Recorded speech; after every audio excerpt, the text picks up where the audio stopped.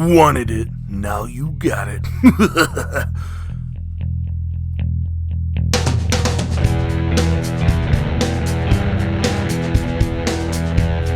yeah, you'll be entertained.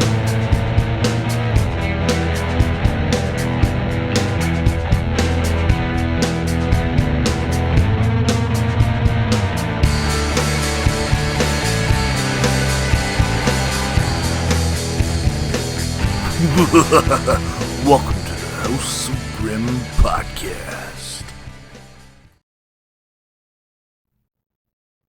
Ladies and gentlemen, boys and girls, welcome to the House of Grim podcast, episode 2. That's right. Today we'll be reviewing WWE Bad Blood 2024. That's right. So, a little late getting to it. We had some stuff happen, so let's get into it. Here we are. Better late than never. Better late than never. That's right. So, there's a lot of stars there. A lot of legends. A lot of legends. DDP was there. DDP, Scott Steiner, I was definitely surprised Goldberg, to see him there. and his son out in the crowd. That was awesome. So, hosts were Jade Cargill and Bianca Belair. And the first match of the evening was CM Punk and Drew McIntyre. in Hell in a Cell. And boy, oh boy, was it bloody. Oh, yeah. It was a lot of color. Let's just say this curtain jerker, this opening matchup, set a tone for the night that I feel like almost every match couldn't follow. Man, it was hard to believe. Like, who can follow this match? Yeah, exactly. But you know what? I'd rather go on first than last because it sets up the whole point of follow that. Yeah. We did such a great job to follow that. And boy, oh boy, did they do a fantastic job. Oh, yeah, it was brutal. I mean, at one point, they're just trying to stab each other with table legs, that broke off. That toolbox. I couldn't believe that. That was... Busted McIntyre wide open. Man. But then as soon as you see him with the bag, he thought it was thumbtacks. Nope. Yeah. No thumbtacks. Yeah, that right there upset me. You wanted thumbtacks? Yeah. I wanted thumbtacks. He pulls it out. I got so excited. I'm like, we're getting thumbtacks. We're getting thumbtacks. I mean, Triple H has given us so much as it is. But then he pours out those stupid beads from the bracelet. I'm like, so you're telling me this guy, this big vicious heel, went around shopping for beads that look just like the other beads, just so he could stash them down at the ring. So at the right moment, he can pull them out, a lot of beads, and then dump them out to make a point. Like, come on, Triple H. That was funny. Look at me, Triple H. Give me what I want. Give me what I want. I want thumbtacks. I want them. I want them in Hell in a Cell. Here. I'm letting it slide this time, pal. This time. That's great. But yeah, so Punk went on to, he ended up... You think this is going to be the end of their feud or what? I hope so. They've been feuding quite some time. Well, they did tease on Raw Seth Rollins. Oh, yeah? Yeah, I did see that. So, we'll see what happens. But Punk ends up hitting the GTS with the chain around the knee. Dave Meltzer actually gave it 5 stars. Yeah, which is very rare. I don't take a lot of what he says. And I don't take it seriously either. Because he's a real piece if it takes place in the Tokyo Dome, he's giving it 5 stars. Automatically. Yeah. It's like, who's greasing your palms? I mean, there's been so many good matches I've seen from WWE in my time that I'm like, that's a 5-star match that he doesn't give it 5 stars. I'm gonna get out of here. I mean, how's Kurt? He'll say, I give it close. Right. I give it 4.5. How's Kurt Angle in his WWE run not have like a 5-star match? Right. Yeah, out of here. That match he did with Shane McMahon, where he threw him through the glass and the glass didn't break. King of the Ring? Yeah. No, Royal Rumble. Yep, yeah. That was amazing. That was definitely a 5-star match. Even his match that he had with Brock at Mania. Right. Where Brock ended up hurting himself, but that I mean, he had so many good matches. It's ridiculous. Second match of the night, Nia Jax versus Bayley for the WWE Women's Championship. I really, really thought Tiffy time was going to take place. I did too, especially when she came out to cash in. But then she gets caught by old Nia. What are you doing? Right, you trying to stab me in the back? Is that that's what's going on? That's what it looks like. So that was great. Yeah. And then she tries to help and throws the I kind of foresee briefcase at taking place in that story going that route. Yeah. With I think what will happen is over time though it'll get worse. You know, she'll keep trying to catch and keep getting caught. Yeah. But I think eventually she's gonna get it. But yeah, she's gonna get it. She's gonna cash in. Bayley was distracted long enough for Nia to get the win though. So Nia retains, which was the first blunder to my but you know my predictions. Cause earlier we were talking off camera and you had a theory about Nia Jax. I think you share that with I think Nia Jax is being built up to be. She doesn't necessarily have to have the championship, but she's going to be like an attraction in the women's division. Like Andre the Giant. Andre, Brock, Big Show, that type of thing. She's going to be. I guess I could see that now I think about it, because she's not your normal beauty queen. You know, she's more of in a division where you have a lot of women that big, are strong woman that'll just eat you alive, chew you up, and spit you out. That's right. So I can see that. Let me see here. There was one thing I wanted to say about this match that happened before it, where Jade and Bianca were up in the VIP, and they had Naomi up there, and they were talking. Naomi had said something about Bayley, and I forget exactly what Jade and Bianca said, but it was kind of like they were like, like they ain't feeling it. Yeah. So I think that was a little bit of a tease, because nothing happens on WWE with Triple H running it that isn't meant to set up something else, basically. Exactly. So I think we're gonna get Naomi Bayley run for those women tag titles. Yeah, because it's gonna get a way to get Jade Cargill away from that group. Yeah, get her to do a run by herself. Yeah. She'll be able to maybe go at Nia for the championship. Yeah, maybe. So maybe she could be the one to. Seems like they're definitely building her up. Definitely building her up. And the next match was Damian Priest and Finn Balor. Damian Priest and Finn Balor. That's pretty alright match, I suppose. I don't know. I felt like this. I just feel like the story has went long enough. It wasn't too bad of a match. I feel like Finn should have won over here. Dirty win. I mean, they already had interference and stuff. But right, seems like he would have went over. But I feel like he should have went over, and this should have carried on to Survivor Series. Okay. Well, I'm digging the run that they're giving Damian Priest at his age and the shape he is in. It's unbelievable that they're, putting the ball in his court, so to speak, so many times. He definitely deserves the run he's getting. I commend him for everything that he has accomplished this far. He's a tremendous athlete and a performer. I guess I would like to see the story maybe go in a little bit of a different direction if they're going to keep continuing it.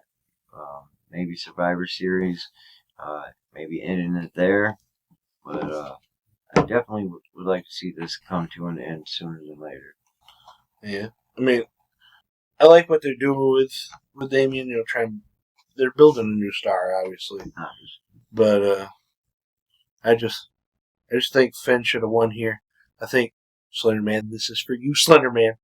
I feel like Finn Balor should have won over on the bisexual Undertaker. That's great. So, shout out Slender Man. Did he say that to him? Who? No, people online have called him that. Bisexual Undertaker? Yeah. Oh. I want to wrestle any feathers now. Liv Morgan and Rhea Ripley with Dirty Dom in the Shark Cage. Next match. Good old Dominic Mysterio in a Shark Cage. I mean, that dude's entertaining. Yeah, oh man, is he? The way he got his hair now, looking like Eddie Guerrero. It's starting to look more and more like that was his dad. Yeah. He, I don't know, everything he does, as long as he stays heel, I think he's going to be gold. Oh, he's money. He's money. At this point, I don't know if he can go back being babyface. Oh, I see that happening eventually, somewhere down the road. Maybe. And if he becomes a babyface, I think he can pull it off. I think it would have to be organic if they try to force him to. It's going to happen on its own. It's going to happen maybe even on an accident. Yeah. The crowd's just going to. We're all going to start loving. He's too good as a heel, though. Right. Yeah, he's definitely money. But Liv and Father like Rhea, son. Eddie Guerrero, father like son. Liv and Rhea were the stars of this match, though. Going at it.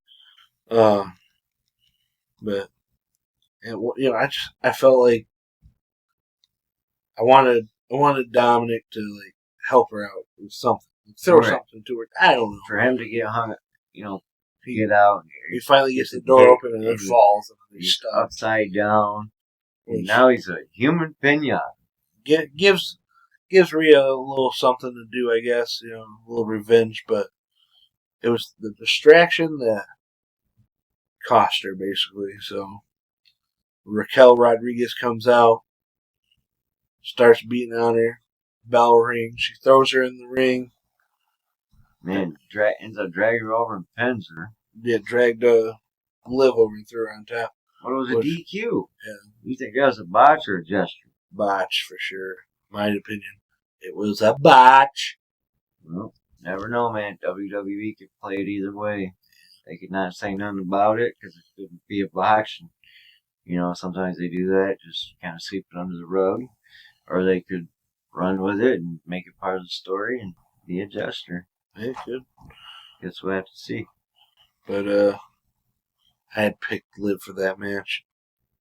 I don't remember who I picked, but I definitely didn't see Raquel Rodriguez coming out. Yeah, see, I never think about disqualifications. That's who it was, right? Raquel Rodriguez? Yeah. That's what I thought. Some long-term storytelling. Cause I think Rhea is the reason she was out. I could see that. I don't remember that far back. I'd have to look that up. Main event. Oh, yeah. Main event of the evening. Oh, yeah. Was Cody, the American Nightmare Rhodes. And Roman Reigns versus Solo, Sikoa, and Jacob Fatu. The Bloodline. You got the OTC versus the new Tribal Chief. So, match, it was good. It was pretty good. Roman, he took a beating early, at one point, tags in Cody. Cody, trying to make a comeback, ends up getting cut off. He takes a beating for a while. I was glad to see Jacob Fatu and Roman Reigns in the ring together. Oh, yeah. But I would like to see it go into a real serious match. Like a singles match? Yeah. They gave us a little taste of what could be. Maybe like Extreme Rules? Yeah, like a little precursor of what could happen in the future. Well, that's something I think maybe some of the other fans would like to see. Yep. But Cody ends up tagging Roman, and at one point Roman almost loses, but Cody comes in, starts helping to fight Jacob Fatu off. They get outside the ring. He ends up getting Jacob Fatu onto the announcer table, gets into the ring, climbs up to that top rope, looks over at Roman, gives him a salute, and then launches himself over to the table. So those two are down and out for it. And then here comes Tamalonga. Tamalonga? Tamatonga. Okay. And who's the other one? Tongaloa? Tongaloa. I think it. Whatever the names are. I don't know why. I can't remember. I always get them mixed up. But so they come out and almost cost Roman the match. And then all of a sudden there's a mystery man that's showed up with a bandana like a cowboy and a hood. And who is it? A couple super kicks later, mask cool down. It's Jimmy Uso. Jimmy Uso. Uso has returned. We were just talking about him on the last podcast. And he ends up being the difference maker, helps Roman and Cody win. After the match, Roman and Jimmy walking out. Seems like the original bloodline is gonna end up back together. I think it's gonna take some time though. I don't think they're all the way there, especially after SmackDown with Jimmy saying, you have no tribe. Right, tribalists. So, but they're walking out, and Cody starts getting beat up by the bloodline. Mm-hmm. And that's when Roman was like, Jimmy's like, "Come on, let's go." And Roman's like, let's go. We out. He's like, no, one-time deal. Man, alright, let's go get him, I guess. He ends up in the ring. They end up helping him out, and then the surprise of the evening. The final boss. If you smell a what the Rock is cooking, comes out, People's Championship on him, and then music hits and he leaves again. He went on Instagram Live after that. Yeah, see that? I did. Yeah, talking trash. Shot of tequila. Talking trash. I think they're setting, like I said last time, I think they're setting up for War Games, Bloodline versus Bloodline. I'd really be surprised though if Cody for some reason ain't involved in that match. It's probably a special guest referee or something. I could see him coming out and the story taking place like this. Either he's going to be in there with them. No way you can have a War Games match without me. My father invented it. Now that Sammy has lost to Gunther, I'm going to throw this out there. The Honor Uso comes back and helps out. Okay. We'll have to see. Because a lot of seeds being planted. I could see that happening, and I could see Cody getting pulled off of away from it for a minute with what happened afterwards. Triple H is definitely a farmer, bro. He's planting some seeds. Because they had that Kevin Owens. Oh yeah, that was brilliant. Cody Rhodes after, and it wasn't filmed by WWE fans are filming it, so right. So it seems like it wasn't meant to be, but it definitely was. And then Triple H put out a what do you call it? A memo. Yeah, this will be handled internally. So. Now, does that mean we're not going to hear They played the storyline up real good too, because on Raw, one of the commentators went to say something about it, and the other guy cut him off and said, it's being handled internally. We don't speak on it. Yeah. So. Yeah.